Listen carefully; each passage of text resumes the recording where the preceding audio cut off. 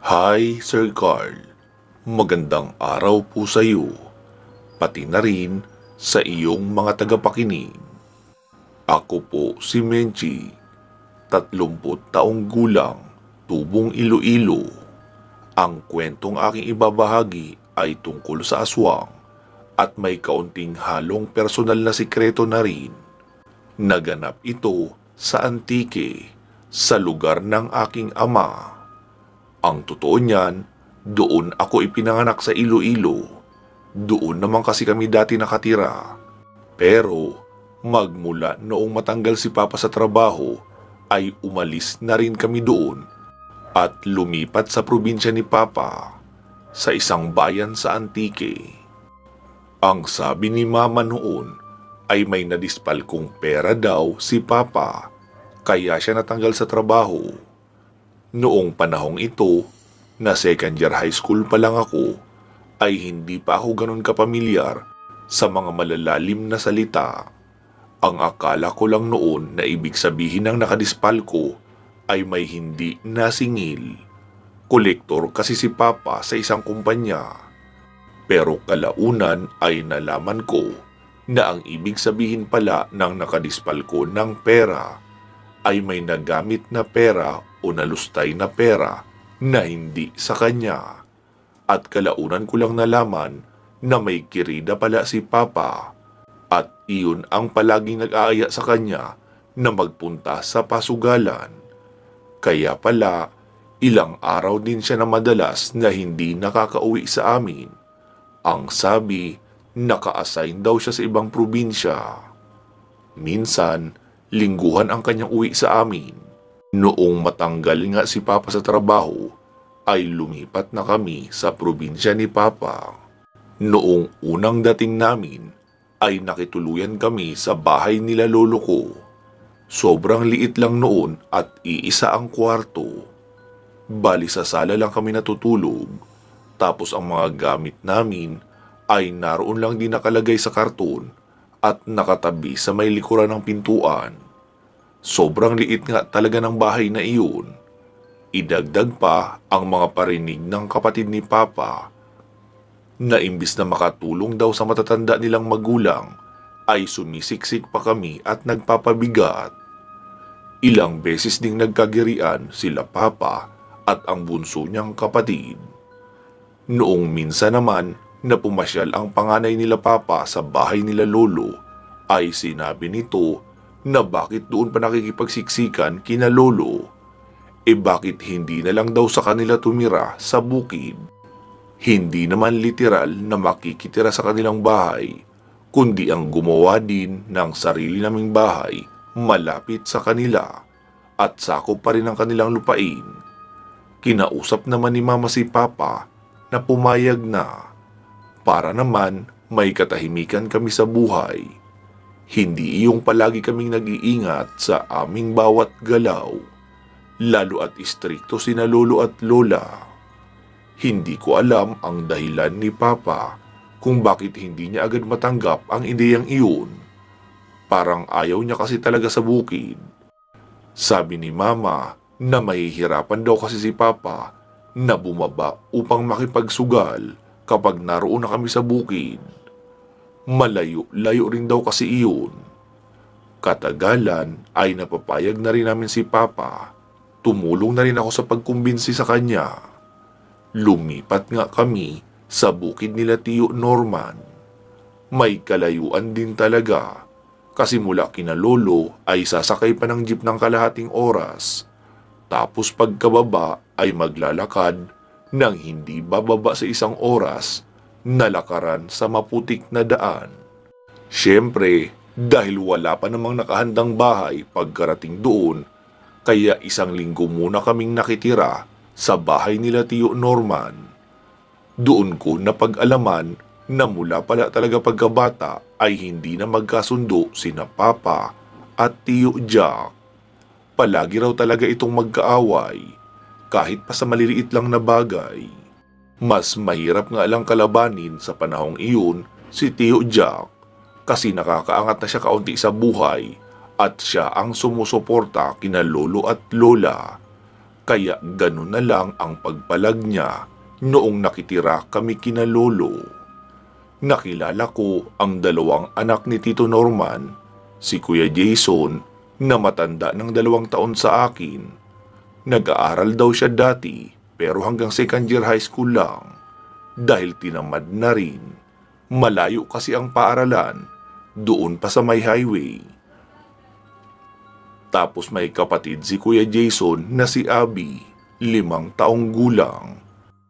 Laking pasasalamat ko na lang dahil magkasundo sina Papa at Tio Norman kaya magiging matahimik ang buhay namin doon.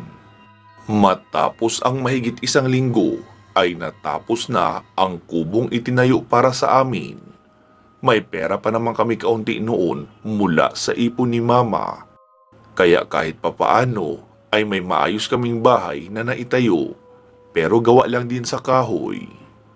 Isang araw, sinabi ni Papa sa akin na bumili raw ako ng bigas sa baba o ang ibig niyang sabihin ay doon pa sa may highway. Ayoko sanang sumunod pero mainit ang ulo noon ni Papa. Sinabi naman ni Mama na tama bang ako ang utusan, babae ako at malayo ang bilihan. Sabi naman ni Papa na kailan pa raw ako magiging responsable sa buhay kapag may uban na ba ang buhok ko. Kaya wala nang nagawa si Mama. Kinuha ko na ang sako sa kusina at pera naman doon kay Mama para bumili ng 5 kilong bigas. Pagkalabas ng bahay ay naluluha-luha pa ako kasi ayoko talaga. Nakakatakot kasi ang daan. Puro puno at kasukalan ang paligid. Noong naglalakad na ako papalayo, ay narinig kong tinatawag ako ni Kuya Jason. "Chi! Hintay!" Tawag niya pa sa akin. Pagkalapit ay sinabi niyang, "Oh, saan ka pupunta?" Sa baba. Bibili ng bigas." "Ha? Ikaw lang mag-isa?" Gulat na tanong pa noon. Sumagot naman ako ng pabalang. "Bakit? May nakikita ka ba bang iba kong kasama?" Wala naman." Kakamot-kamot pa na sagot noon. "Samahan na kita. Bibili na rin ako ng gas at posporo. Paubos na kasi. Baka hindi magkasya para sa magdamag." Wika niya pa. Habang naglalakad kami ay sinabi ni Kuya Jason sa akin, "Alam mo, Chi, hindi sa tinatakot kita ha. Huwag kang bababa ng mag-isa. Kung uutusan ka ni Papa mo, subukan mo muna akong puntahan sa bahay. Baka pwede naman kitang samahan. Kasi..." Wika niya pa na tila ayaw ituloy ang sasabihin. Bakit nga kasi?" Mataray ko pang sagot. Maliban kasi sa nagkalat ang mga rebelde sa lugar na ito, marami ding aswang." Pagkasabi doon ni Kuya Jason ay napatingin ako sa kanya. "Tinatakot mo ba ako, Kuya?" Hindi kita tinatakot. Pinag-iingat lang kita. Maging si Mama ay ilang beses na rin hinabol ng aswang. Medyo may katapangan lang din si Mama, kaya nagagawang makapanlaban. Tsaka kapag alam kong nasa baba si Mama, ay bumababa na rin ako agad kapag tapos na ang ginagawa ko para salubungin siya. Mahabang paliwanag pa ni Kuya Jason, sabay hawi ng manggas ng kanyang damit. "Heto paremembran sa akin ng aswang na nakaengkwentro namin ni Mama noong nakaraang buwan lang. Kagagaling-galing lang din ang sugat na ito eh." Noong tumingin nga ako sa kanya ay nakita ko ang mga nasa 3 pulgadang haba ng sugat pero magaling na. Bali sariwang peklat na lang. "Talaga, Kuya? Anong itsura ng aswang?" Tanong ko pa sa kanya. Yung nakaengkwentro namin ni Mama, lalaking aswang yun. Mabalahibo, mahaba ang muka na parang aso. Tapos sobrang naglalaway. May dalang buntot pagi si Mama kapag bumababa, kaya nakapanlaban siya noon. Tapos noong maabutan ko naman, ay itak ang ginamit ko. Kaya hindi rin alam ng aswang kung kaninong atake ang uunahin niya." Nilabanan nga din ako noon kaya ako nagkasugat. Pero hindi rin siya tinigilan ni Mama sa paghagupit ng buntot ng pagi. Kaya sumuko din, tsaka iniwan kami. Tila nanlamig ang buo kong katawan dahil sa narinig ko na kwento. Tara na, bilisan na natin. Mag-aalas 3 na Bago pa mag-alas 5 ay dumidilim na sa daan na ito. Dahil sa mga puno. Wika pa ni Kuya Jason sa akin. Lakad takbo na nga ang ginawa namin pababa ng highway. Pagkarating sa tindahan ay pumila pa kami dahil marami ang bumibili. Noong makabili na ay mabilis na kaming naglakad papabalik sa daan. Saglit na huminto sa paglalakad si Kuya Jason. Sabay abot ng isang supot na asin. Oh, anong gagawin ko dito? Tanong ko naman sa kanya. Nakangiti naman siya na sumagot. Di nguya-nguyain mo habang naglalakad tayo para hindi ka mainip. Naningkit naman ang mga mata ko sa inis ko sa kanya. Sira, wala ka talagang muwang no? Gagamitin mo iyan kapag may nakaengkwentro tayong aswang. Isaboy mo sa tuwing may magtatangkang lumapit sa'yo. Bakit ba kasi wala ka man lang dalang itak noong umalis ka ng bahay nyo? Sigurado na talaga na may makakaengkwentro tayo na bagat sa ganitong oras, lalo at bago ka sa lugar. Dahil sa mga sinabi ni Kuya Jason sa akin, kaya natakot na talaga ako. Kinuha niya sa akin ang bitbit kong bigas at ang pinabitbit niya sa akin ay iyong isang long neck na gaas na nakalagay din naman sa bayong na may hawakan. May 3 balot pa doon na asin. Kalahating oras na ang aming nalalakad noong maging biglaan ang pagdilim sa daan. Mukhang uulan yata noon. Kaya sinabi ni Kuya Jason na bilisan pa raw namin. Sabi ko naman na kahit pa hindi mabigat ang dala ko, ay masakit na ang aking mga binti. Kaya hindi ko na kaya pa ang mas mabilis na paglalakad, lalo at paahon na ang daan. Sabi niya naman na mas iintindihin ko raw ba ang sakit ng aking binti kaysa sa malapa kami ng mga aswang. Tila ba umeko ang salitang aswang sa tenga ko. Kaya kahit masakit na nga ang aking mga binti, ay pinilit ko pa rin maglakad ng mas mabilis. Humawak na lang ako sa braso ni Kuya Jason para madala ako sa puwersa ng kanyang paglalakad. Ilang sandali pa ay huminto siya sa paglalakad. Kuya, bakit? Tanong ko pa. Suminyas naman siya na wag raw akong maingay. Hindi nga ako umiimik at narinig ko na ang mahinang hingal ng isang nilalang na noon ko palang di narinig. Sabi niya na aswang daw iyon. Sinabi ni Kuya Jason sa akin na hawakan kong maigi ang asin sa aking kaliwang kamay, tapos ang kanan naman ang gamitin kong pangsaboy. Pero kahit anong bili niya sa akin ay hindi na ako kumikilos. Nablangko na ako sa takot. Kinuha niya ang supot ng may asin sa kamay ko, tapos pinunit ang dulo ng plastik at inilagay sa kaliwang kamay ko. Iginiya niya rin ang kanan ko para dumakot ng asin at ihanda sa pagbato. Napapailing-iling na lang siya dahil para na akong robot na hindi nakakaintindi sa mga sinasabi niya. Hinila niya ako sa may likuran ng puno sa tabi ng daan. Doon kami nagtago habang panay ang silip sa bahagi noong daanan. Nang biglang may isang malakas na pag-angil sa likuran namin. Pagkalingon ko ay naroon ang isang malaking itim na aso. Galit na galit iyon at nagiging tila bula ang laway sa bibig. Chi! Sabuyan mo! Wika pa ni Kuya Jason, pero tulala lang ako. Agad nang lumusob ang aso sa pagsakmal sa akin. Napatili naman ako ng malakas na nakita. Noong imulat kong muli ang aking mata, ay nakita kong nasa lupa na ang aso. Hawak ni Kuya Jason ang itak sa magkabilang dulo habang idinidiin sa bunganga noong malaking aso. Malakas ang aswang na iyon dahil nagawang mapatalsik si Kuya Jason. Nakita kong duguan ang muka noong aswang, pero ako pa rin talaga ang puntirya.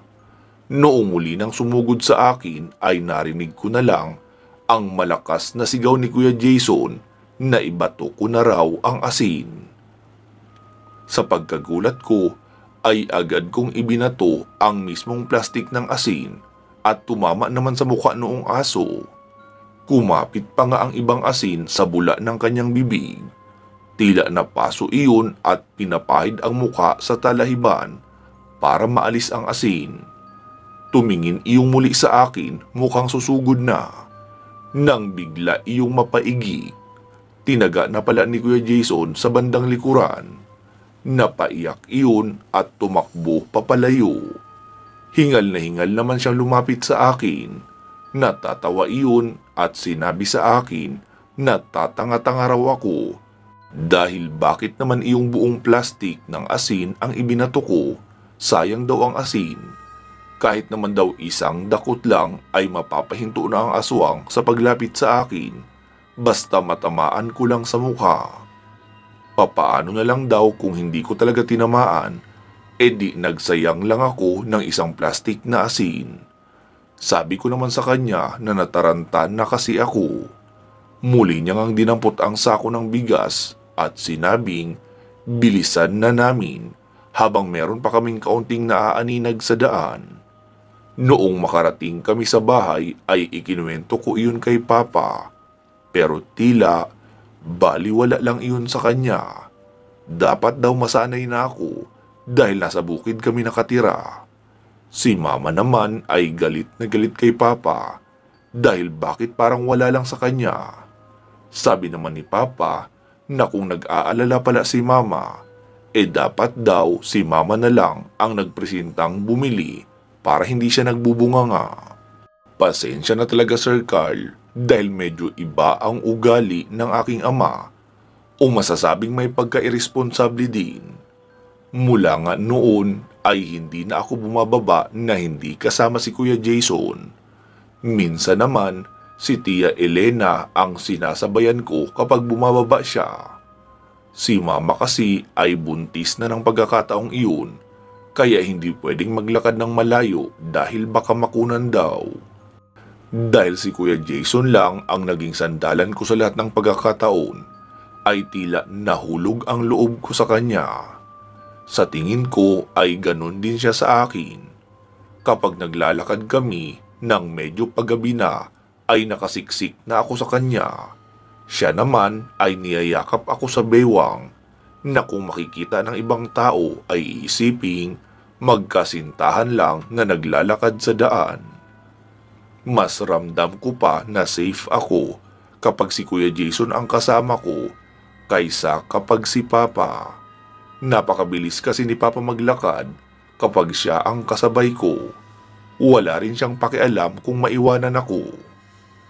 Isang gabi noon, napansin ko na panay ang pag-ubo ni Papa. Tuloy-tuloy. Buong magdamag iyon. Noong kinabukasan ay nakita kong dumudura na siya ng dugo. Sinabi ko iyon kay Mama, pero ang sabi ni Mama na ipagpakulo ko na lang daw ng luya at lagyan ng kalamansi si Papa dahil wala namang kaming pambili ng gamot. 3 araw pa ang lumipas ay palala ng palala ang kalagayan ni Papa. Nagmamanas na rin ang mga binti niya o iyong sobra talaga ang pamamaga at hindi na siya makalakad. Sinabi ni Tito na sunduin daw namin ang isang albularyo. Sabi naman ni Mama na wala kaming perang pambayad. Sinagot naman siya ni Tito Norman na hindi naman kailangan ng pera ang ibayad doon. Marami siyang alagang manok. Kami ni Kuya Jason na lang ang sumundo sa isang albularyo. Hindi naman kami nabigo dahil sumama naman sa amin ang albularyong si Lolo Andres. Noong suriin niya si Papa ay doon namin napatunayan ang hinala ni Mama. Ang sabi ng albularyo na ipinakulam daw si Papa ng isang babaeng kanyang nabuntis. Agad namang nangatwiran si Papa na hindi raw iyon sinasadya at minsan lang din nangyari. Pero noong makausap ng albularyo ang pinasabi niyang mangkukulam, ay pinasinungalingan iyong lahat. 2 taon daw mahigit ang relasyon ni Papa sa babaeng iyon at pinangakuan na iiwanan ang pamilya at sila na ang magsasama. Sinabi pa ng manggagamot na hindi niya kaya ang kulam na ginawa para kay Papa. Kapatawaran lang ng babae ang maaaring maging susi para gumaling si Papa. Sabi naman ni Papa na ang ibig sabihin noon ay iiwanan niya kami at sasama siya sa babae para patawarin siya noon. Sobrang gulo ng sitwasyon naming iyon, Sir Carl. Pero mas nakakaawa si Mama dahil siya ang niloko ni Papa ng mahabang panahon at buntis din si Mama noon sa aking kapatid. Umalis na rin agad ang manggagamot pagkatapos masabi ang lahat ng kanyang nalalaman sa nangyari. Si Mama naman ay hindi kinakausap si Papa at iyak lang ng iyak. Isang araw, kasama ko noon si Kuya Jason na nangangahoy. Kahit may ginagawa ako, ay ang problema pa rin ng pamilya namin ang aking iniisip. Hindi ko alam ang gagawin at hindi ko rin tiyak ang kahahantungan. Hanggang sa bigla na lang akong nawala ng lakas at napalugmok sa lupa. Gising naman ako noon pero parang bigla akong nahilo at nanghina. Agad akong nilapitan ni Kuya Jason at binuhat ang kalahati ng aking katawan at ulo. Doon na ako humagulgol ng iyak dahil nahihirapan akong huminga. Kailangan ko iyong mailabas. Baka kasi atakihin na lang ako bigla sa puso sa sobrang sama ng loob. Si Kuya Jason naman ay hinahayaan lang akong umiiyak habang hinahaplos ang likod ko. Hindi ko alam kung anong nagtulak sa akin upang halikan siya bigla. Habang ginagawa ko iyon, ay tila ba gumagawa ng plano ang utak ko na ano kaya kung magtana na kami ni Kuya Jason at magpakalayo-layo. Parang nakalimutan ko na noon na magpinsan kaming buo. Hindi naman siya tumutol sa halik ko at gumanti rin. Noong pareho na kaming kinapos ng hininga, ay siya ang umatras ng kaunti. Tapos sinabing, "Chi, wag, hindi ito pwede. Magpinsang buo tayo." Sabi niya pa sa akin. Sumagot naman ako, "Oo kuya, alam ko. Pero wala na akong ibang maisip na paraan. Kuya, magsama na tayo at magpakalayo-layo dito." Bumuntong hininga siya bago nagsalita. "Alam mo, Chi, bata ka pa. Marami ka pang makikilalang mabubuting lalaki. Iyong nararapat sa iyo at hindi mo rin kamag-anak. Normal lang ang nararamdaman mo kasi ako lang ang nakikita mong lalaki dito at laging pumoprotekta sa iyo." "Bakit? Ayaw mo ba sa akin?" Tanong ko naman sa kanya. "Ayaw? Sinong aayaw sa'yo? Ang ganda-ganda mo kaya. Matangkad pa tsaka maputi. Siyempre gusto din kita. Pero mali at hindi pwede. Kaya wag na nating ipagpilitan. Ayoko namang itakwil tayo ng pamilya natin pareho." "Sige na, tara. Kumukulimlim na naman no. Baka may aswang na naman tayong makasagupa dito." Wika niya pa sa akin. Tapos nagtali ng ilang pirasong kahoy na kaya ko lang bitbitin. Nagtali din siya ng para sa kanya. Habang naglalakad kami, ay may naririnig kaming boses ng mga kalalakihan na nagsasalita. Ibinaba niya ang dalang kahoy. Iyong sa akin ay ipinababa din. Tapos hinila ako ng papaupo sa may likuran ng isang puno. Siya naman ay gumapang at sumilip. Noong bumalik sa akin, ay mahinang nagsalita. "Chi, kailangan na nating makauwi agad. Pero sa bahay ka namin dumiretso. Mga bandido ang mga iyon. Nangingikil sila ng pera sa mga bahay na makikita at kinukuha nila ang makitang babae. upang gawing parausan sa kanilang kampo. Sa ilalim ng bahay namin, may ginawang butas doon si Papa. Doon kayo magtago ni Abby. Huwag kayong gagawa ng kahit anong ingay ha. Huwag din kayong lalabas hanggat hindi namin kayo pinapalabas. Noong malayo na sa amin ang mga kalalakihang dumaan, ay dahan-dahan na kaming naglakad papalayo. Iniwan na namin ang aming mga nakuhang panggatong. Pagka-uwi namin ay agad sinabi ni Kuya Jason kay Tia ang mga nakita namin. Pinapasok naman kami agad ni Abby sa taguan nila sa silong at tinabunan ng sako at panggatong. Dinig namin doon ang boses ng mga kalalakihan pero hindi namin naririnig kung ano ang kanilang pinag-uusapan. Madilim na ang paligid noong palabasin kami sa taguang iyon. Kinuha raw ang 2 alagang kambing ni Tio Norman. Magdiriwang daw kasi ng birthday ang pinuno nila at kailangan ng panghanda kaya kinuha ang kambing. Kita ang panlulumo sa mukha ni Tio at ni Kuya Jason, lalo na si Kuya Jason dahil siya ang nag-aalaga talaga noon. Pagka-uwi naman sa bahay namin ay alalang-alala si Mama. Akala niya raw ay nakuha na ako noong mga bandido. Sabi ko naman na pinatago ako nila Tia sa ilalim ng kanilang bahay kasama si Abby. Si Papa naman ay panay ang ubo at naghihingalo na. Gusto man naming tulungan si Papa pero hindi namin alam kung papaano. Kinabukasan ay narinig ko na lang si Mama na umiiyak. Kinabahan na ako agad, kaya agad akong tumayo at lumapit sa kabilang kwarto. Nakita kong hindi na humihinga si Papa. Si Mama naman ay nakayakap sa kanya habang humahagulgol ng iyak. Doon na lang din namin inilibing si Papa sa lupain nila Tio Norman. Noong mailibing na si Papa ay kinausap ako ni Mama na babalik na lang daw kami sa Iloilo doon sa pamilya niya. Kahit papaano ay pwede siyang maghanap buhay doon kapag nakapanganak na siya. Hindi rin kami ligtas sa lugar na iyon dahil pugad talaga iyon ng mga rebelde pati na ng mga aswang. Nagpasalamat si Mama kina Tio Norman, Tia Elena pati na kay Kuya Jason dahil sa pagpuprotekta niya sa akin sa maraming pagkakataon. Si Kuya Jason lang ang naghatid sa amin ni Mama doon sa highway noong umalis kami. Saglit na nagpaalam si Mama na may bibilhin lang daw sa tindahan. Iniwan naman kami ni Kuya Jason sa may waiting shed. Dahil sa wala namang ibang tao, kaya hinila ko siya pagilid at siniil ng halik.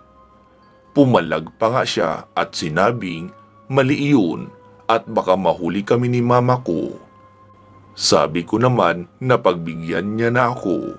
Huling maling halik ko na iyon sa aking buhay na hindi ko rin pagsisisihan at pamamaalam ko na rin. Makalipas ang ilang segundo ay lumayo na siya sa akin tapos nagkunyaring tumingin sa paparating na jeep. Nakita niya kasing papabalik na rin si Mama. Pumara na nga siya ng jeep at nagpaalam na kami ni Mama sa kanya. Iyon na ang huli kong kita kay Kuya Jason dahil hindi na rin naman ako kailan pa bumalik sa lugar na iyon. Pagpasensyahan niyo na ako Sir Carl sa aking munting revelasyon. Gusto ko lang ding mailabas sa aking dibdib. Wala naman akong ibang mapagkikwentuhan na hindi ako huhusgahan. Lahat po ng pangalan na ginamit ko ay pinalitan ko na lang din para wala nang makakilala pa sa akin. Hanggang dito na lang po ang kwento kong ito. Maraming salamat po sa pagtanggap ng aking padalang kwento. Magandang araw po sa inyo Sir Carl at sa lahat ng inyong taga-subaybay. Ako po si Elena, 21 taong gulang, pero nag-aaral pa rin po ako. Nahinto kasi ako sa pag-aaral, gawa nitong pandemya. Isa po ako sa mga taong hindi masyadong mapaniwalain sa mga kababalaghan. Kahit pa madalas naman akong makapakinig ng mga ganoong kwento. Pero nagbago rin naman ang lahat ng iyon noong ako na mismo ang nakakita sa nilalang na ito. Dahil nga sa pandemya, kaya nawalan ng trabaho ang aking ama at ina. Nangungupahan pa kami ng bahay, tapos 2 kaming magkapatid na sinusuportahan ang pag-aaral. Kaya noong mawalan nga ng hanap buhay, ay nagpasya ang aming mga magulang na umuwi na lang muna sa probinsya namin, dito sa Kamiling Tarlac. Pagkarating namin dito ay kanya-kanya kaming hanap ng diskarte para kumita, tulungan kumbaga. Nasa legal na edad na rin naman ako noon para magtrabaho, kaya naghanap ako ng mapapasukan. Sa isang patahian nga ako nakahanap ng trabaho bilang helper muna sa simula. Kahit panahon ng pandemya ay marami pa rin ang mga bulk order sa kanila, kaya marami kaming trabaho. Madalas din may overtime, kaya madalas din akong gabihin sa pag-uwi. Kahit ganoon ay hindi ko iyon alintana. Ang plano ko kasi, kalahati ng sweldo ko ay ibibigay ko kila nanay para pandagdag sa panggastos namin sa araw-araw. Tapos ang kalahati naman kasama ang kinikita ko sa overtime ay iipunin ko para maipagpatuloy ang aking pag-aaral. 2 taon na lang kasi ay makakapagtapos na rin ako. Malayo po ang bahay namin sa sakayan at babaan ng jeep. Malayo din ang nilalakad ko mula sa kanto hanggang sa bahay. Nadadaanan ko ang mahabang bakanting lote na may mga tanim na naglalakihang puno. Mukhang napabayaan na talaga ang loteng iyon dahil nagtataasan na rin ang mga ligaw na damo. Nakakatakot na rin ang itsura noong mayayabong na puno roon. Mukha na siyang gubat tingnan. May street lights naman pero malamlam na ang liwanag, kaya dumagdag pa iyon sa nakakatakot na itsura ng magubat na bakanting loting iyon. May mga pagkakataon naman na naglalakad ako sa bahaging iyon na merong kasabay, pero madalas ay wala. Dahil iilan lang naman ang mga bahay dito sa amin. Magmula noong matanggap ako sa trabaho, ay sinabihan na ako ni tatay na wag na akong mag-overtime. Umuwi na raw ako ng 5:00 para bago mag-6 ay naroon ako sa bahay. Marami din ako makakasabay sa paglalakad ng ganoong oras. Noong sinabi ko sa kanya na hindi naman ako natatakot, ay saka pa lang niya sinabi na wag daw akong magpakakampante dahil marami ang nagpapakitang kababalaghan sa bahagi ng bakanting loting iyon. May mga hinahabol daw ng itim na aso. Minsan naman ay nakalutang na pari na nakasuot pa ng sutana. Sabi ko kay tatay ay wag naman siyang manakot. Mabuti sana kung gala lang ang pupuntahan ko, trabaho naman iyon at para sa amin din naman ang kikitain ko. Sinabi niya naman na nagpapaalala lang naman siya. Kahit nakaramdam ako ng takot sa mga sinabi ni tatay, ay pilit ko na lang isinantabi. Dahil para nga iyon sa kabuhayan ang ginagawa ko. Nangyari ang unang engkwentro ko sa nilalang na ito noong minsang nagpagabi ako sa trabaho noong nakaraang taon. Bagong pasok pa lang ako noon, kaya nagpakitang gilas ako sa aking amo. Kapag nagre-request na mag-overtime, ay pumapayag ako agad. Hanggang 5:00 lang ang pasok ko, pero minsan ay nagpapaabot ako hanggang 6:00 o 7:00, basta nagsabi ang amo ko. Minsan, inabot ako ng pasado 9:00 sa trabaho. Nawala kasi sa isip ko ang oras dahil sa pagiging abala ko sa trabaho habang may pinapakinggan din akong drama sa radyo. Pagkababa ko ng jeep ay una kong napansin na tila napakadilim yata ng daan. Alam ko naman na may mga poste naman ng ilaw doon.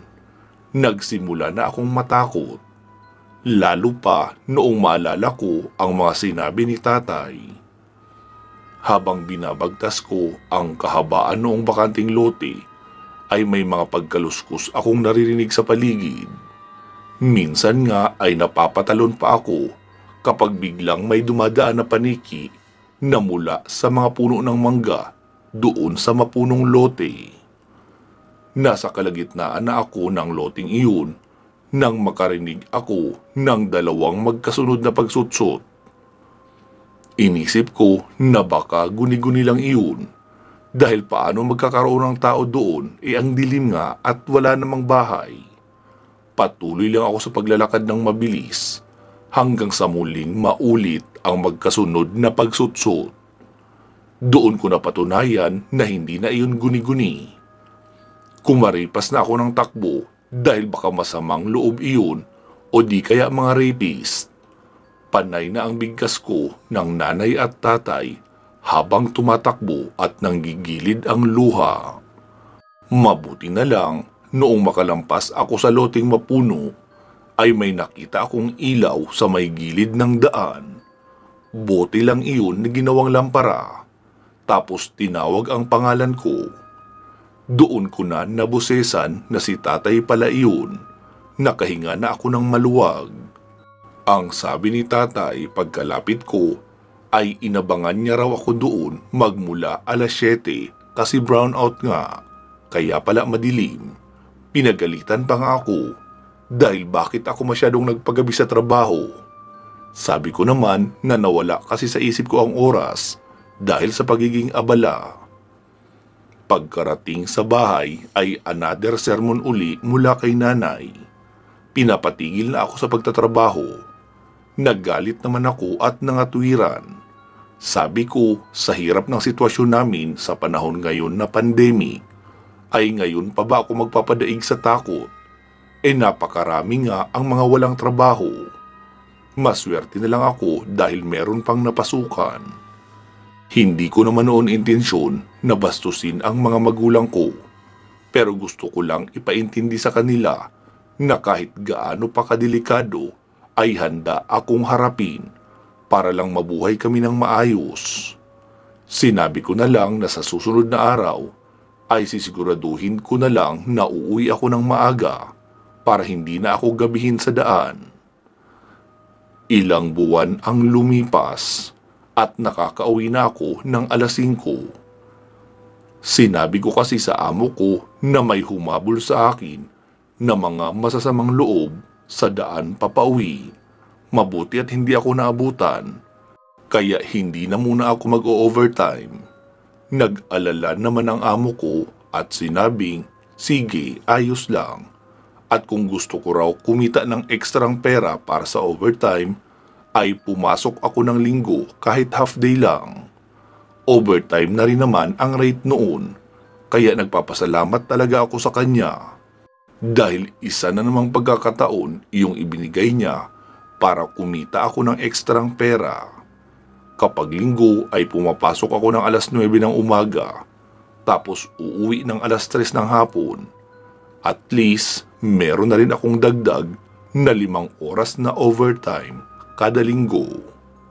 Isang araw, umuwi ako galing sa trabaho ng alas 5. Pero masama ang panahon noon, maulan. Pasado alas 4 pa nga lang ay medyo madilim na animoy alas 6 na ang oras. Noong makababa ako ng jeep ay madilim na. May ilaw naman ang mga poste, pero dahil sa magkakalayo kaya parang kakaunting liwanag lang din ang naibibigay. Habang naglalakad ako sa bahagi ng loting iyon, ay may naririnig din ako sa looban na parang naglalakad na sumasabay sa akin, pero mabibigat ang tapak ng paa.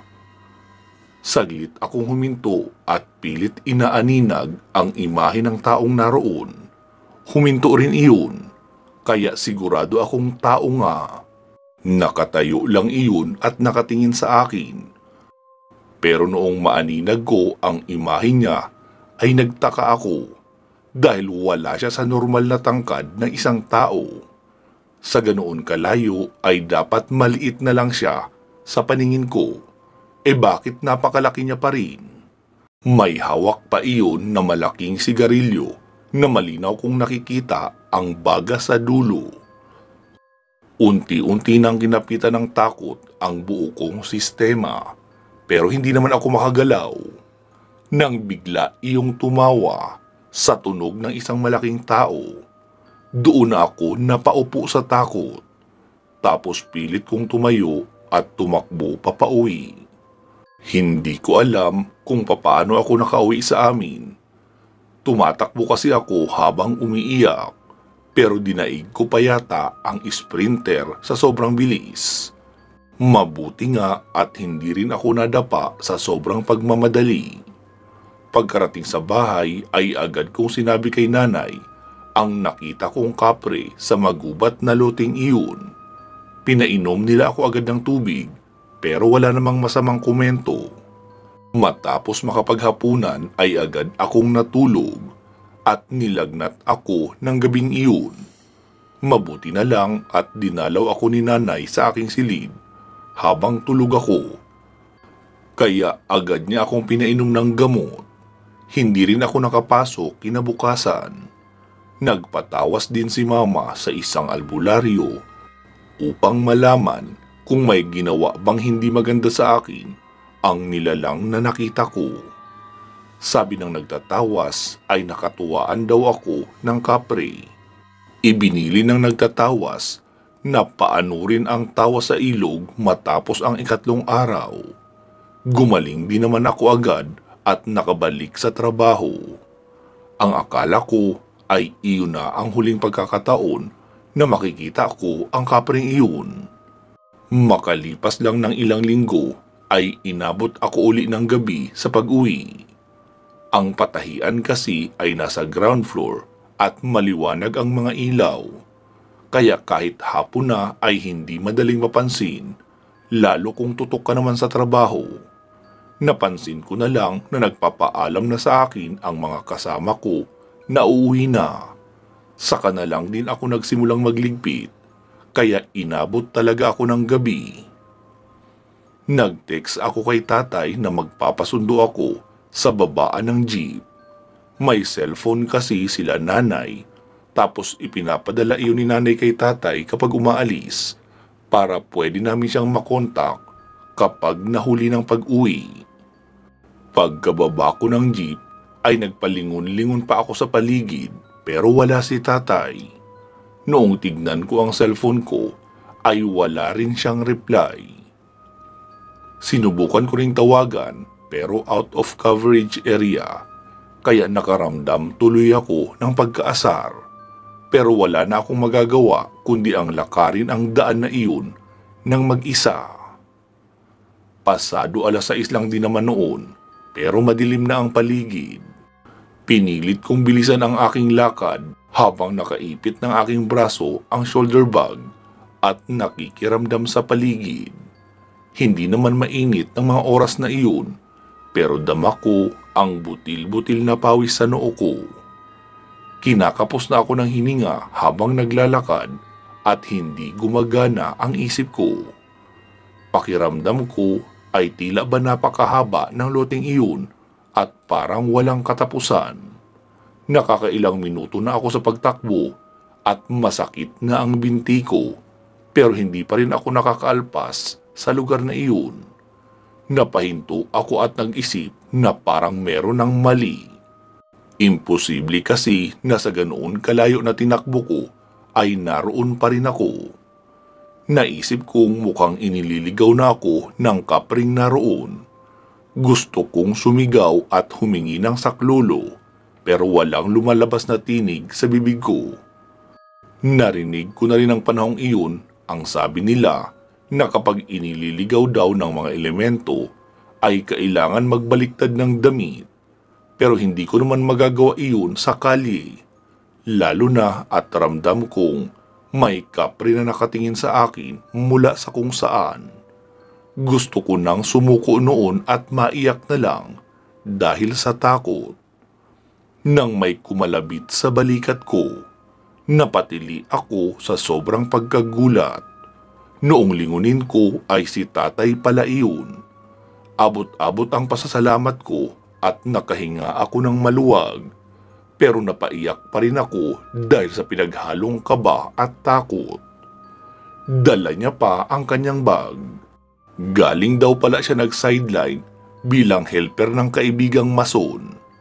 Lobat daw ang cellphone niya kaya hindi siya nakapag-text. Naggagabihin din siya ng pag-uwi. Inakay na ako ni tatay papauwi sa amin. Sabi niya, natanaw daw niya ako mula sa kanto. Nakatayo lang daw ako sa gitna ng iskinita at walang kakilos-kilos. Ilang ulit niya raw tinatawag ang pangalan ko mula sa malayo, pero hindi raw ako sumasagot na para bang hindi ko rin siya naririnig. Ang sabi ko kay tatay na matagal na akong naglalakad mula sa kanto pero hindi naman ako makarating sa bahay. Hindi ko rin narinig ang mga pagtawag niya sa akin. Pagkarating sa bahay ay sinabi ni nanay na posibleng inililigaw na naman daw ako ng kapre o maligno. Kaya't wala akong malay sa paligid at hindi alam ang aking ginagawa o kinaroroonan. Nagkasakit na naman ako pagkatapos noon at pinatawas uli. Ibinili noong magtatawas na iwasan ko na ang magpagabi dahil mukhang lapitin ako ng kapre at iba pang mga laman lupa. Mukhang natutuwa rin sa akin ang kapre na naninirahan sa magubat na bakanting loting iyon. Noong mga sumunod na araw ay inaabangan na talaga nila ako sa babaan ng jeep. Minsan si tatay, minsan naman ay si nanay kasama ang bunso kong kapatid na noon ay 9 na taong gulang pa lang. Lumipas ang ilang buwan ay nagpaalam ako kila nanay at tatay na magbo-boarding house na lang ako. Malapit na rin kasi ang enrollment at ipagpapatuloy ko na ang aking pag-aaral. Bali sa umaga ako magduduty sa trabaho hanggang alas 3 ng hapon. Tapos alas 5 ang pasok ko sa eskwela hanggang alas 9 ng gabi. Pumayag naman sila nanay at tatay dahil alam nilang pursigido talaga ako makapagtapos ng pag-aaral. At sa ngayon nga ay nag-aaral pa rin ako. Umuwi ako sa amin ng linggo para makasama naman ang aking buong pamilya. Hanggang dito na lang po ang kwento kong ito, Sir Carl. Sana ay inyong magustuhan. Hi, Sir Carl. Magandang araw po sa iyo. Pati na rin sa lahat ng iyong mga tagapakinig. Ako po si Jenna.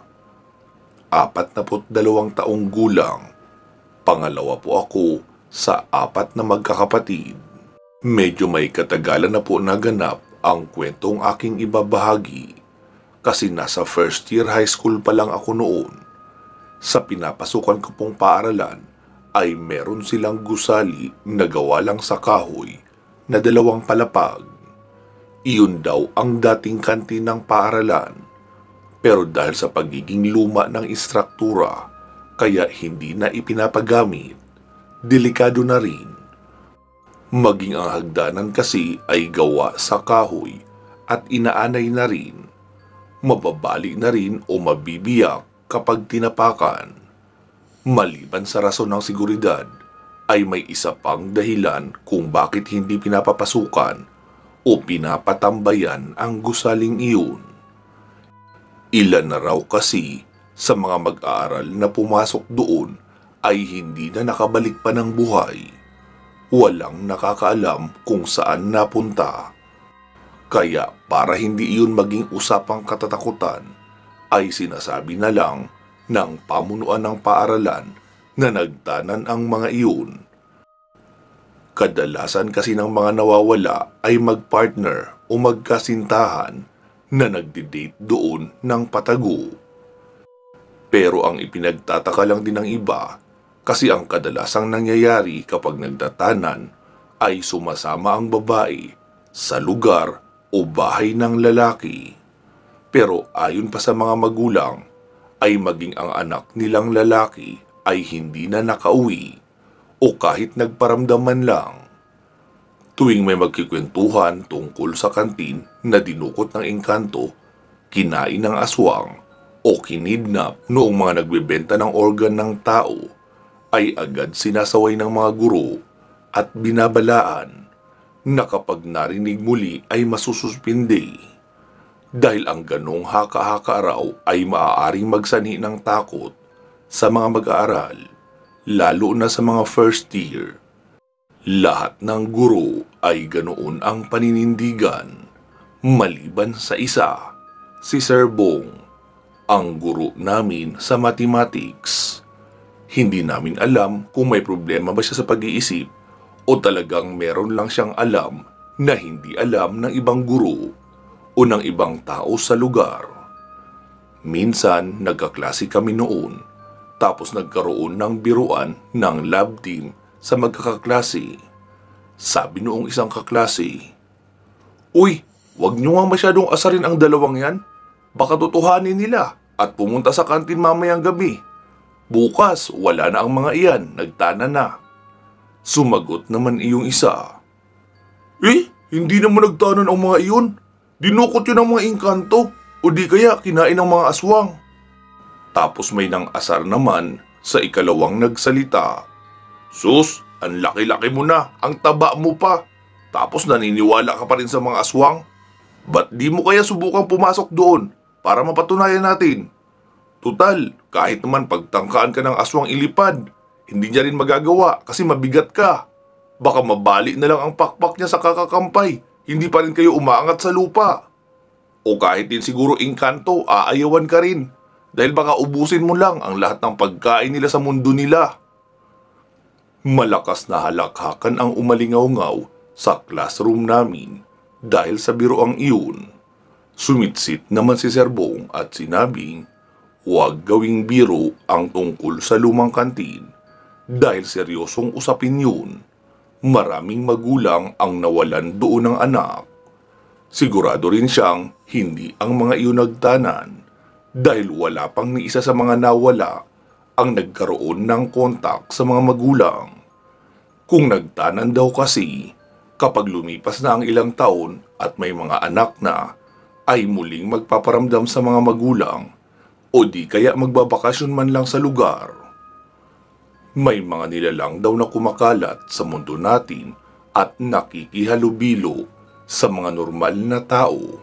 Nagpapanggap lang sila na katulad din natin. Dahil sa marami na rin sila, kaya nagagawa nilang pagtakpan ang kababalaghang ginagawa ng mga kalahi nila. Tinanong naman namin siya kung aswang ba ang ibig niyang sabihin. Ayaw niya namang sabihin o banggitin dahil maaari niya raw iyong ikatanggal sa trabaho. Kasama rin kasi siyang binalaan ng prinsipal na huwag ipagkakalat ang tungkol doon dahil makakasira sa imahe ng paaralan. Bago matapos ang klase ay muli niyang binanggit na kapag hapon na o gabi na ay huwag nang pupunta o dadaan malapit doon sa kantin. Medyo tago kasi ang bahaging iyon at ang likuran noon ay talahiban na. Kaya kung sakaling may maganap man doon na kung ano ay hindi madaling mapapansin sa harapang bahagi ng paaralan. Isang hapon noon, pagka-uwi ko sa bahay ay sinabi ni Mama na samahan ko raw siyang pumunta sa manghihilot dahil mukhang may pilay na naman ang kapatid kong bunso. Ubo na naman kasi ng ubo at pabalik-balik ang lagnat. Ganun kasi kadalasan sa amin dahil sa kalikutan kaya hindi namamalayan na may pilay na pala. Tapos kapag nalamigan ay doon na magsisimula ang ubo tapos lalagnatin. Kahit pa nga painumin ng gamot ay hindi matatapos dahil kahit gumaling ay babalik din kapag nalamigan uli. Sabi ko naman kay Mama na sige, magbibihis lang ako. Pagkarating ko nga ng labas ng bahay ay naroon na sila Mama at si Junie sa labas ng bakura namin. Nakasakay na sa tricycle ng aming kapitbahay. Agad na rin akong lumapit at doon sumakay sa likuran. Bumiyahe na kami nang hindi bababa sa 15 minutos papunta sa lugar ng manghihilot. Pagkababa namin ay naglakad pa kami ng 5 minuto. Pagkarating namin doon ay naroon naman ang manghihilot, nagpapausok sa labas ng kanyang bahay habang nagsasaboy ng palay sa mga alaga niyang manok. Kinausap iyon ni Mama at sinabing ipapahilot ang kapatid ko. Sumigaw naman ang matanda at sinabing, "Iho, pakilabas mo nga dito ang botelya ko dyan na may langis na panghilot." Sumagot naman ang nasa loob at sinabi ring, "Sige po, Chong." Pagkalabas noong lalaki sa loob ay laking gulat ko dahil iyon ay si Sir Bong. "Sir, dito kayo nakatira?" Tanong ko pa sa kanya. Hindi. Tumatambay lang ako minsan dito kay Tiyo kapag hindi sobrang dami ng gagawin ko. Wala din naman kasi ako makausap sa bahay kaya paminsan-minsan dito ako tumatambay." Sagot niya naman sa akin. Ang alam kasi namin sa eskwelahan ay nakatira si Sir Bong sa isang bahay malapit lang din sa paaralan. Mag-isa lang siya doon. "Ma, si Sir Bong po, teacher ko sa math." "Sir Bong, si Mama ko po." Binati naman iyon ni Mama at bumati din si Sir. Tapos nagsimula na ang manggagamot sa paghilot sa kapatid ko. Panay naman ang asar ko kay Bunso na iiyak na siya kasi may pustahan kami. Bibilhan ko siya ng laruan kapag dumaan uli ang naglalako ng laruan kapag hindi siya umiyak sa hilot. Kaya pinapaiyak ko para manalo ako at hindi ko siya mabibilhan. Kaya naman, kahit namumula na ang mukha at namimilipit, ay pinipigilan ni Bunso na maiyak. Matapos ang paghihilot ay nagpaalam na kami na aalis. Sabi naman ni Sir Bong na mag-iingat kami dahil papadilim na. Sinabi naman namin na may tricycle naman na naghihintay sa amin sa baba.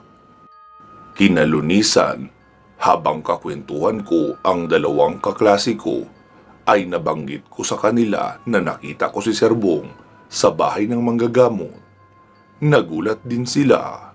Siguro raw may third eye si Sir Bong, kaya marami siyang alam sa kababalaghan at hindi siya praning gaya ng iniisip namin. Ang sabi ng kaibigan kong si Lucy, na may pustahan daw yung ibang kaklase namin kung kakayanin mag-date ng mag-boyfriend naming kaklase sa lumang kantin. Malaki daw ang pusta, kaya siguradong kakasa iyong mayabang na mag-boyfriend. Sa susunod na Biyernes daw gagawin. Magkahalo ang pag-aalala ko at takot na rin para sa 2 iyon. Dahil kung totoong may alam si Sir Bong sa kababalaghan, ibig sabihin, totoo rin ang sinasabi niyang meron talagang nilalang na kumukuha sa mga nagdi-date doon sa kantin. Ayokong maging alaala ng aking pagka-high school days na may namatay na mga kaklase. Kaya naisip kong ipaalam iyon kay Sir Bong. Habang malalim ang aking pag-iisip ay sinabi naman ni Lucy, "Hoy, Jenna, may plano kami ni Larry." "Ha? Ano naman?" Tanong ko pa sa kanila.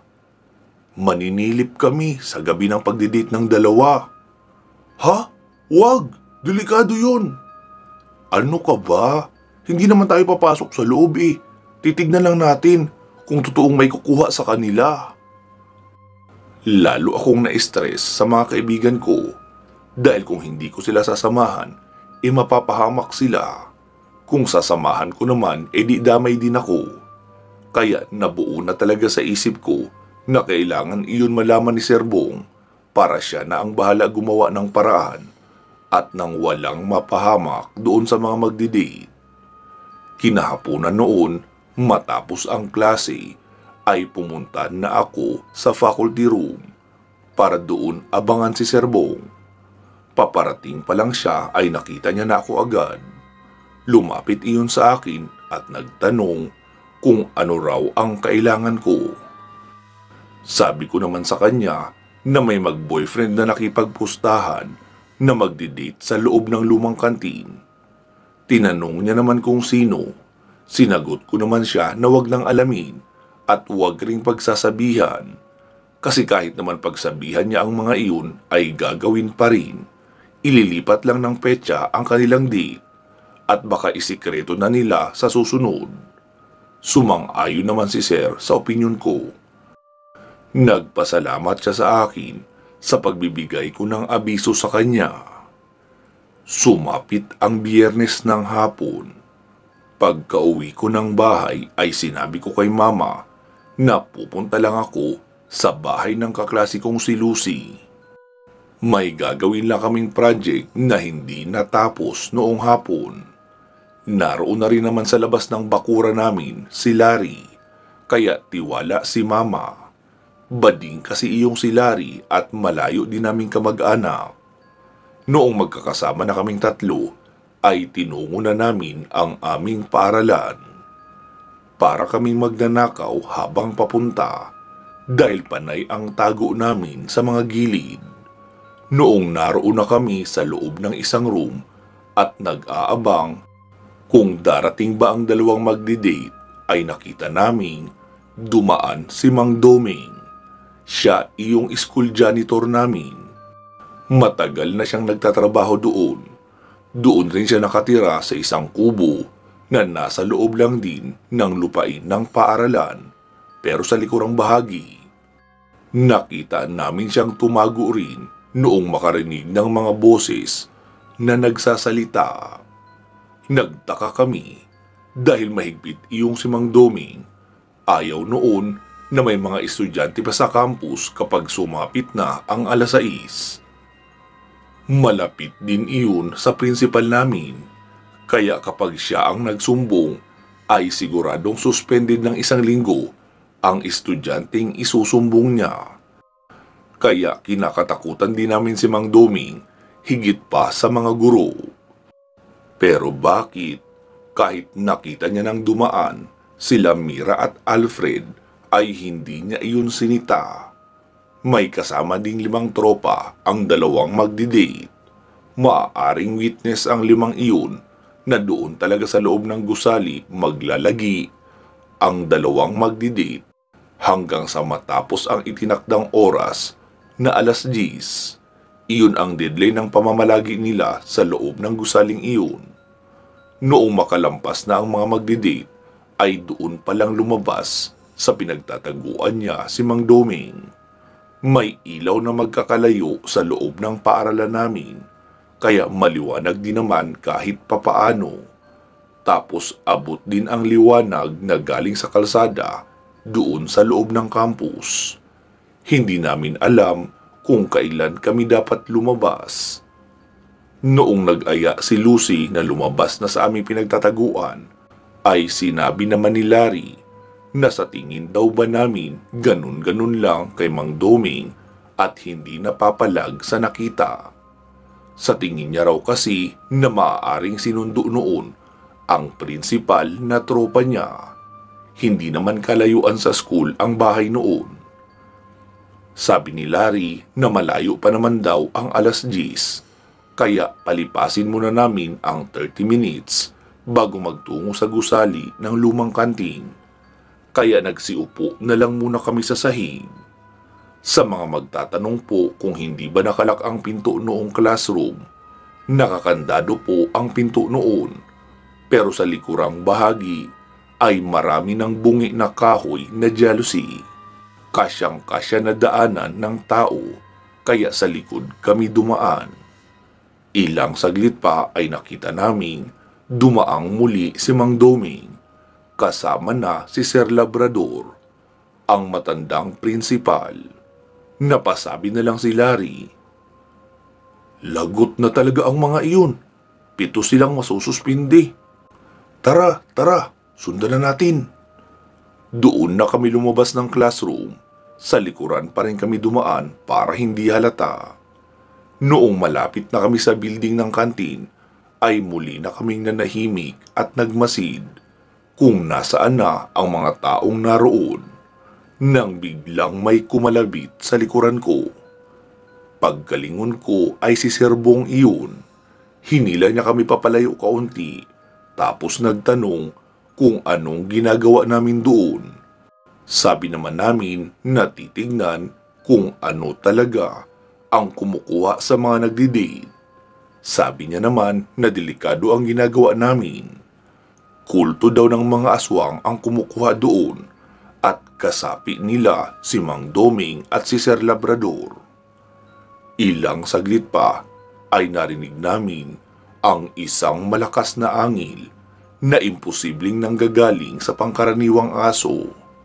Sabi niya na umuwi na raw kami. Mahihirapan daw siyang kalabanin ang mga aswang kung marami siyang poprotektahan. Sabi naman namin na wala siyang katulong kapag umalis kami.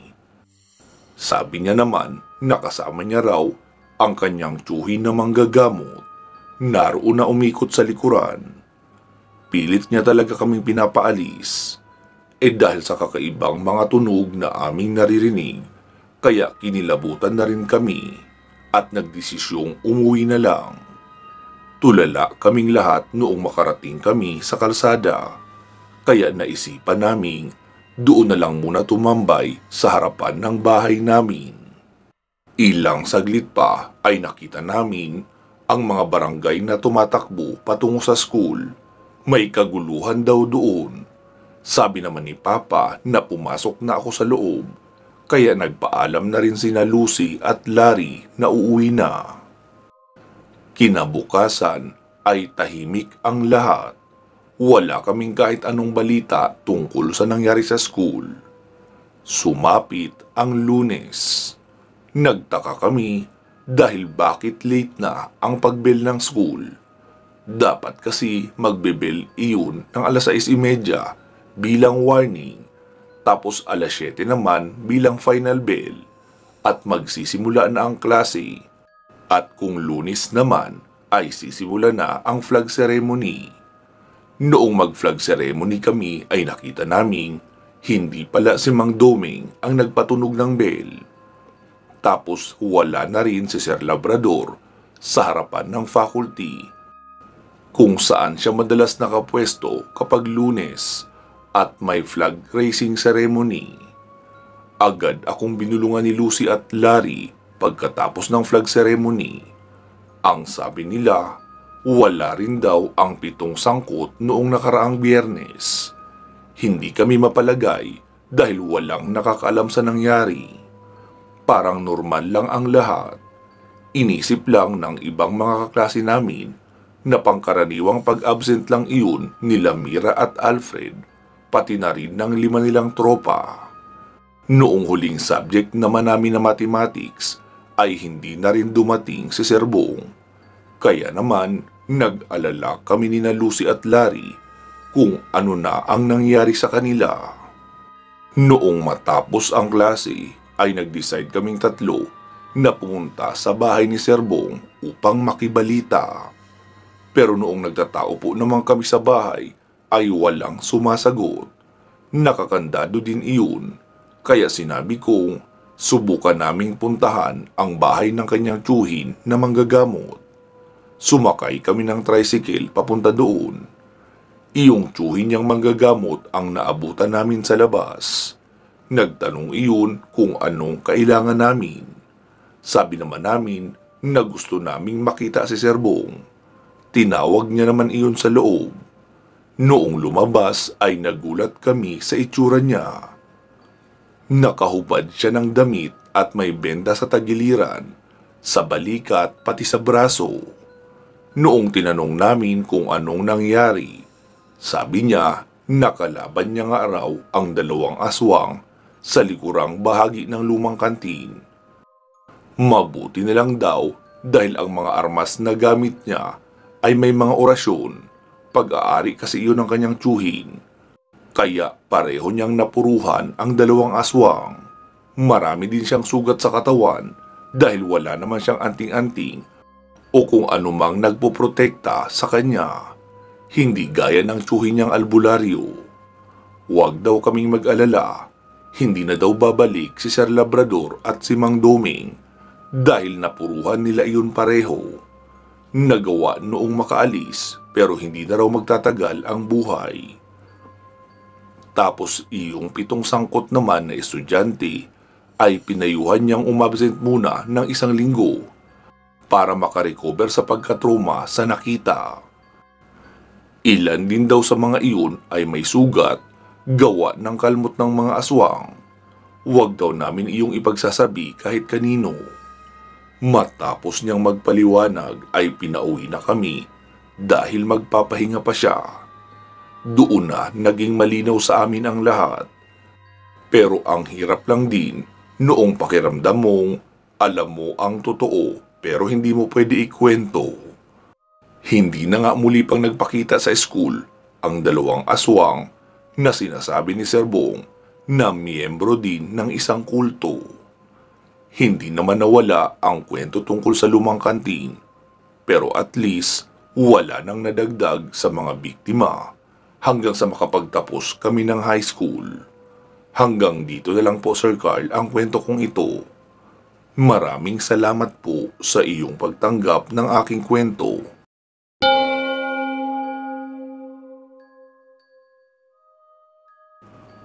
Hi, Sir Carl. Kumusta po? Sana ay nasa mabuti kayong kalagayan. Ako po si Francis, 28 taong gulang. Masugid niyo po akong tagapakinig. Itong kwentong aking ibabahagi ay naganap noong panahong nasa 17 taong gulang pa lamang ako. Hindi po ito masyadong mahaba pero medyo intense naman na kung nagkataong wala kaming alam tungkol sa mga aswang ay baka nabiktima na rin kami. Pangalawa po ako sa 3 magkakapatid. 17 taong gulang ako noon. Si kuya ko naman na panganay ay 20 taong gulang na. Ulila na po kami sa ama. Kaya naman kami ni kuya ang kumakayod para sa aming pamilya. Ayaw naman namin si mama ang magtrabaho dahil may edad na ito at mahina ang pangangatawan. Kung sakaling siya din ang magtrabaho ay walang mag-aasikaso ng pamamahay. Nasa 3 taong gulang pa lang noon ang bunso naming kapatid. Ang amin pong ama ay isang tricycle driver, kaya noong pumanaw siya ay si kuya na ang nag-full-time sa pamamasada.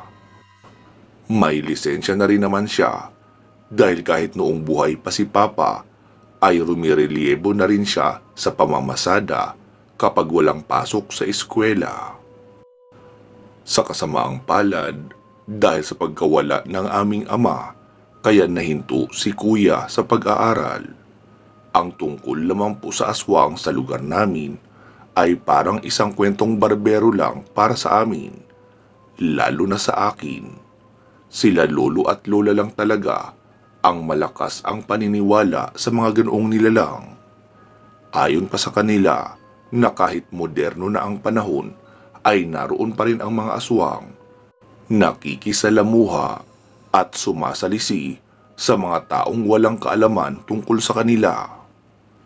Dati kasi noong bata pa ako ay madalas kaming maglaro sa bahay nila lolo, kaya naman may pagkakataon palagi na makwentuhan kami. Iniisip ko nga na tinatakot lang kami para magsiuwi na. Isang araw, umuwi ng hapon si kuya ko galing sa pamamasada. Meron siyang kasamang lalaki na sigurado akong matanda kay kuya. Sa estimate ko lang ay baka nasa 28 pataas na iyon. Hindi kasi ako naniniwala sa sinasabi noong lalaki. Halata kong nagsisinungaling siya sa lahat ng kanyang mga sinasabi. Minsan kasi sabi niya taga Quezon City daw siya. Tapos noong nagkwentuhan naman sila ni kuya habang nagiinuman ay sabi niyang doon sa probinsya nila sa Mindanao. Inoong una sabi niya sa Quezon City daw talaga siya lumaki at wala silang probinsya. Wala na rin daw siyang pamilya. May katropa lang siyang nasamahan, kaya siya nakarating ng norte. Tapos doon na siya sumasideline sa paradahan at doon din sila nagkakilala ni Kuya. Isa pa sa ipinagtataka ko kung bakit sinama ni Kuya, unang-una, hindi niya iyon kakilala ng lubusan. Pangalawa, magiinuman sila at si Kuya ang taya. Walang ambag ang lalaking iyon, natawagin na lang natin sa pangalang Tulio. Napakadugyot din noong lalaking iyon, madumi ang pantalon, tapos ang t-shirt naman ay kulay itim na mukhang naglalapot na rin dahil sa pawis. Minsan, nag-uwi sila ni Kuya ng native daw na manok. Buhay pa iyon, nadilihensya daw ni Tulio sa tropa. Pero duda ako, mukhang nakaw naman iyon. Iyon ang pinulutan nila. Niluto nila iyon bilang tinola. Kumakain sila ni Kuya, nakasabay na ang pag-iinuman. Kita kong ang dumi ng mga kuko ni Tulio, pero walang ano-ano'y, basta na lang isinawsaw ang kamay niya sa mangkok na may tinola at kumuha ng laman. Meron naman sanang kutsara, bakit kinamay? Si Kuya ko naman ay baliwala lang, parang okay lang sa kanya iyon. Napailing-iling na lang talaga ako.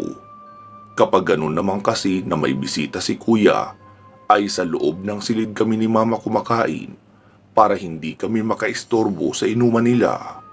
Lalo pa at makulit sa lamesa ang bunso namin.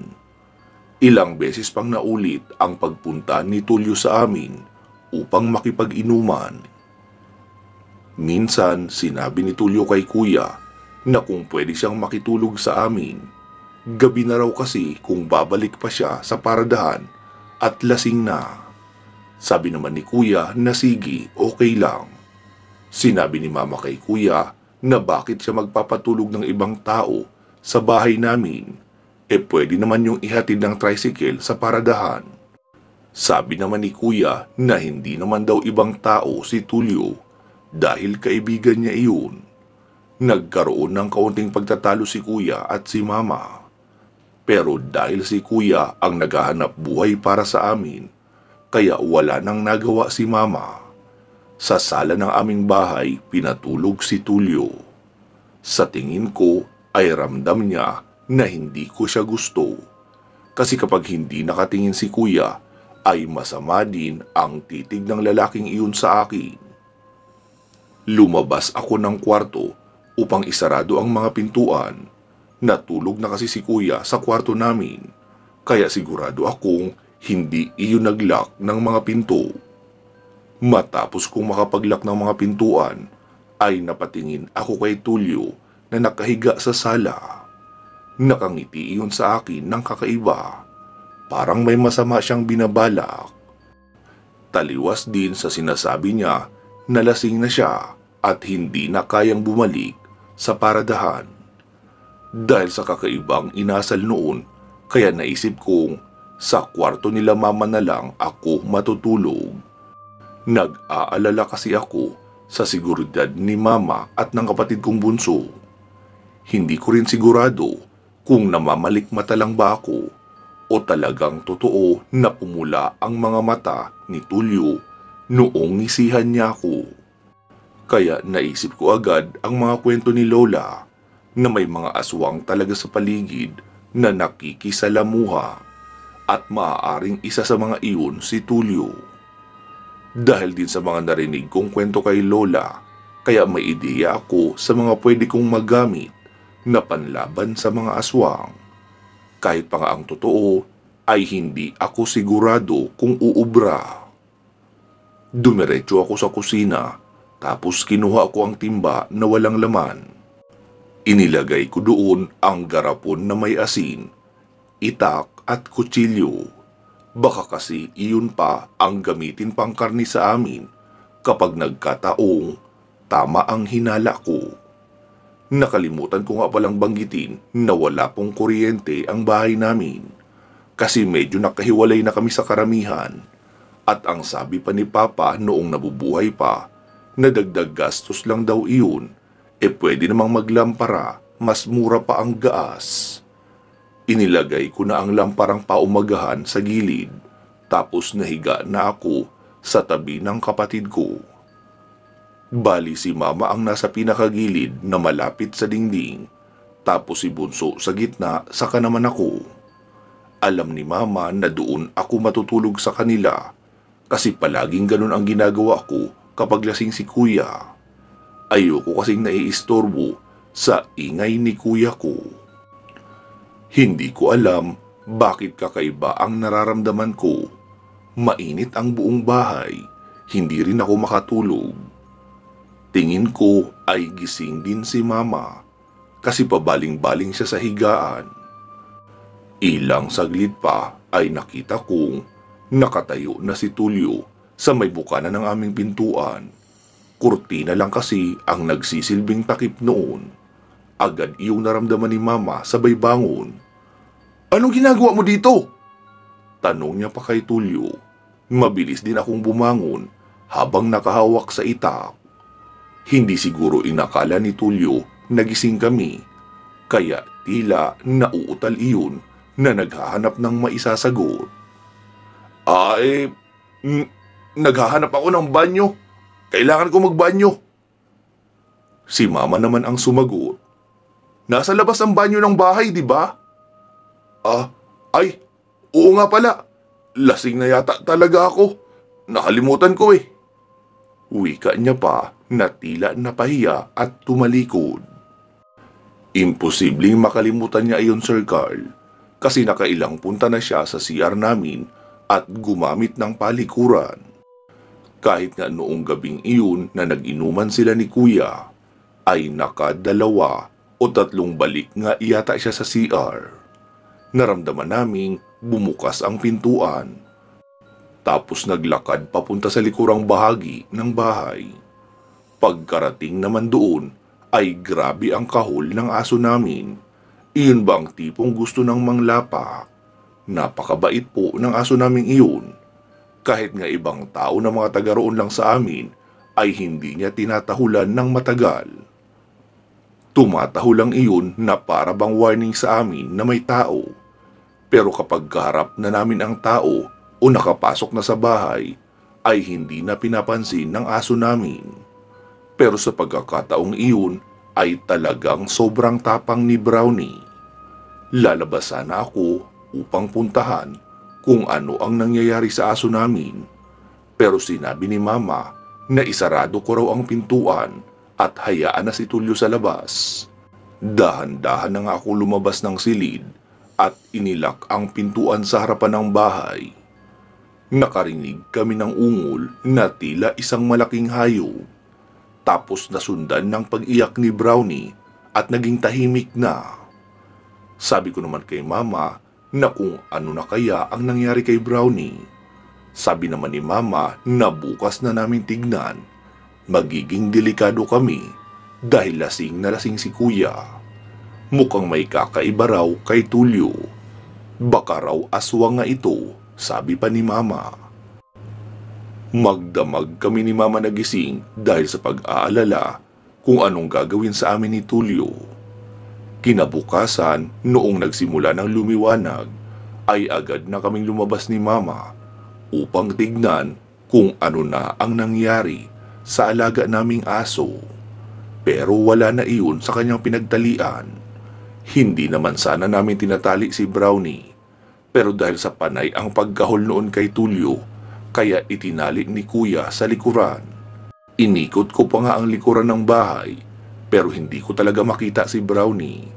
Kaya naisipan kong maglakad papunta sa unahan, at doon ko na nga nakita ang kalunos-lunos na inabot ng aking alagang aso. May sugat iyon na malaki sa bandang ulo na tila ba hiniwa o kinalmot. Ang katawan naman ay kita na ang buto. Tila isang gutom na hayop ang tumira.